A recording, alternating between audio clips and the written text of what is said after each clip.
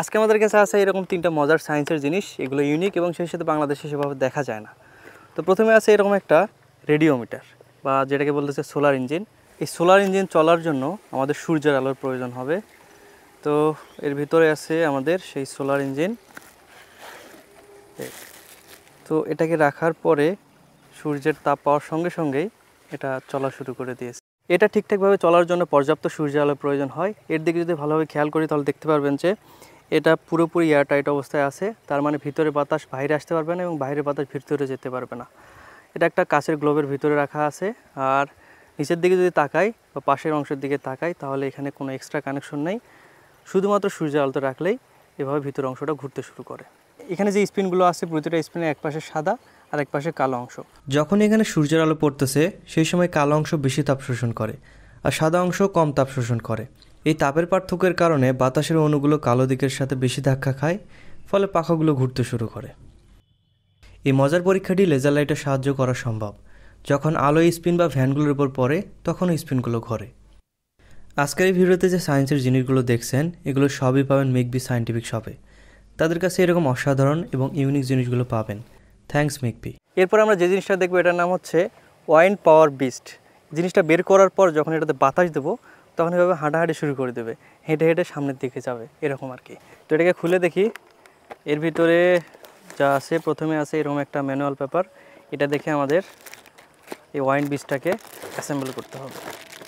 Manual paper দেখে এটাকে সাজাতে আমার বেশ একটা সময় লেগেছে, আনুমানিক 2.5 ঘন্টার উপরে। এখন প্রায় এটা সাজানো শেষের দিকে।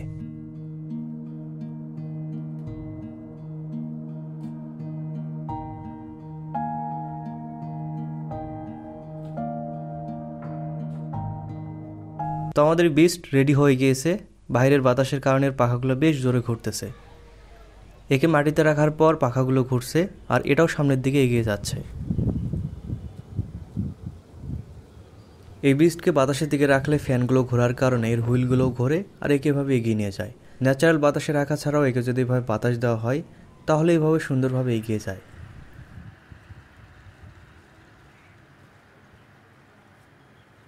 তো ফাইনালি আমরা যে জিনিসটা দেখবো এটার নাম হচ্ছে গ্যালাক্সি প্রজেক্টর।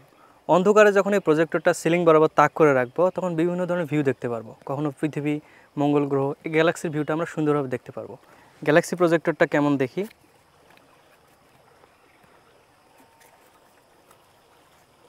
তো এখানে দেখতে পাচ্ছি এরকম ডিস্ক আছে এর ভিতরে। এটার ভিতরে 6টা, এর ভিতরে 6টা, টোটাল 12টা ডিস্ক আছে। এরপর আমাদের এই প্রজেক্টরটা, সেই সাথে এটা যেহেতু পাওয়ার দিয়ে চলে এই কারণে এরকম একটা ইউএসবি কেবল দেওয়া আছে সাথে। ফিল্ম ডিস্কগুলো দেখতে এরকম। তো ভিতরে ডিস্কগুলো এরকম অবস্থায় থাকে। গ্যালাক্সি প্রজেক্টর প্রথমে এখানে অন অফ সুইচ আছে।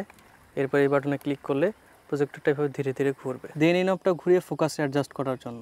এরপর এখানে আছে ফিল্ম ডিস্ক পরিবর্তন করার জন্য। অলরেডি এর ভিতরে একটা দেওয়া আছে, এটা আমরা পরিবর্তন করে অন্য একটা এখানে সেট করতে পারি।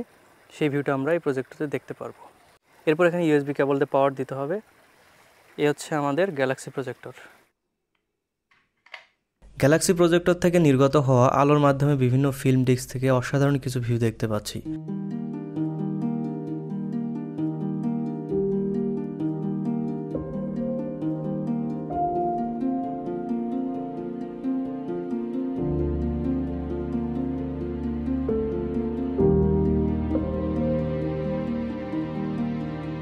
তো এই 3টি জিনিসের মধ্য থেকে কোনটা আপনাকে সবচেয়ে বেশি ভালো লেগেছে এটা জানাতে পারেন।